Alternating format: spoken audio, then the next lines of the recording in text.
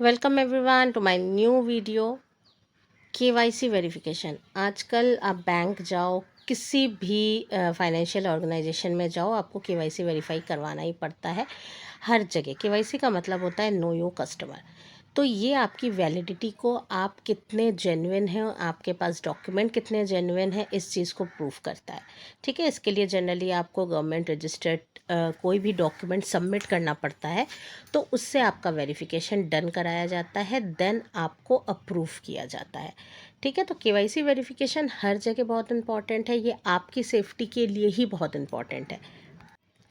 KYC verification तो ठीक है, बट जब ये रिजेक्ट हो जाता है, केवाईसी रिजेक्शन का हमारे पास कोई भी मैसेज आता है, तो हम कंफ्यूज हो जाते हैं कि कैसे हम इस वेरिफिकेशन को सही कराएं, रिजेक्शन जो आया है उसको हम सही से कर सकें।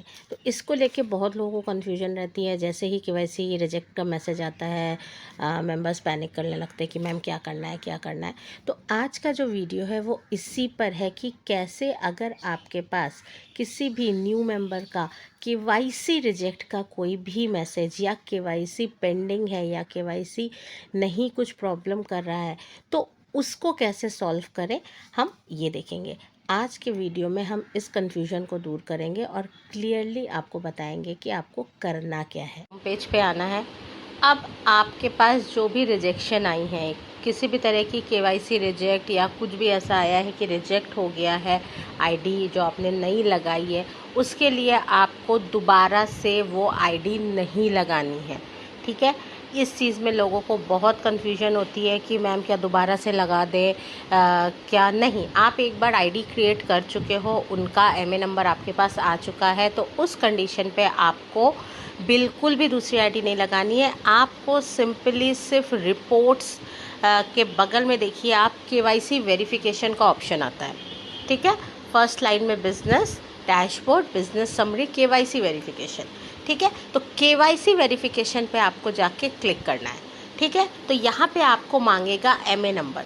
तो जिस भी एमए नंबर का आपके पास रिजेक्शन आया है कि उनका एड्रेस नहीं समझ में आ रहा है, या उनकी फ़ोटो क्लियर नहीं है, या कुछ भी ऐसी मिस्टेक हुई है जो आपको उसमें सही करने की वजह, तो वहाँ पे आपको सिंपली क्या करना है, जाके आपको एमए नंबर डाल देना है। अब जैसे ही आप एमए नंबर डाल के सबमिट करोगे, ठीक है, जैसे ही आप एमए नंबर डाल के सबमिट करोगे, तो लेते हैं पहले, सबसे पहले यहाँ पर मैं कोई अपने नए मेंबर का यहाँ पे एमसी नंबर लिखती हूँ। ठीक है,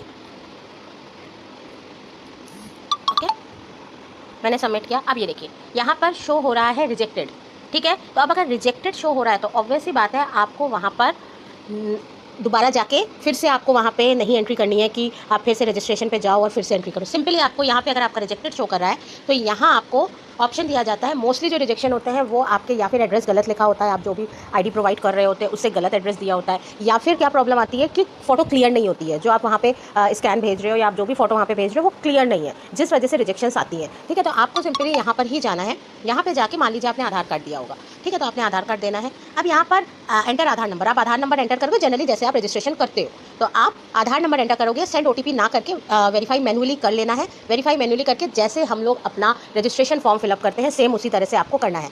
ये कन्फ्यूजन बहुत लोगों को है कि कैसे केवाईसी रिजेक्ट हो जाने पर हम केवाईसी सही करवा सकते हैं। ये मैंने इसके लिए बताया है आप लोगों को।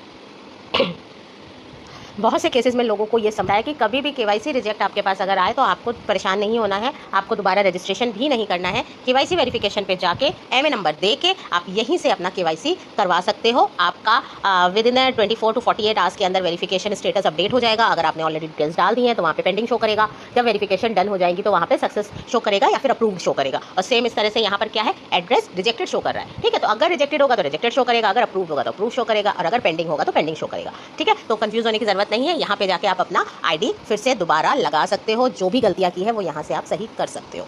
Okay, thank you so much. Do like, subscribe and share my channel, and thank you so much for watching it.